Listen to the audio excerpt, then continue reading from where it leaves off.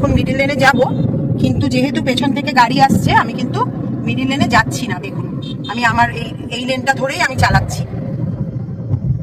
আমি দেখতে পাচ্ছি যে পেছন থেকে অনেক গাড়ি আসছে হাই স্পিডে, তো সেই গাড়িগুলোকে আমাকে ছেড়ে দিতে হবে, কারণ ওরা তো হঠাৎ করে স্পিড কন্ট্রোল করে দাঁড়াতে পারবে না আমার জন্য। এইবারেতে আমি জায়গা পেলাম, এইবারেতে আমি ইন্ডিকেটরটা দিয়ে মিডিল লেনটা নিয়ে নিলাম। লেনে আরো একটা অসুবিধে, যে বাসগুলো দাঁড়িয়ে পড়ে, তারপরে দেখুন সামনে টোটো, টু হুইলার উল্টো দিক থেকে আসছে, সাইকেল নিয়ে যাচ্ছে, তো এই কারণে লেফট লেন দিয়ে না চলাই ভালো। এবার দেখুন ওভারটেক করবো একে, এই ডাম্পারটাকে প্রথমে আমি দিলাম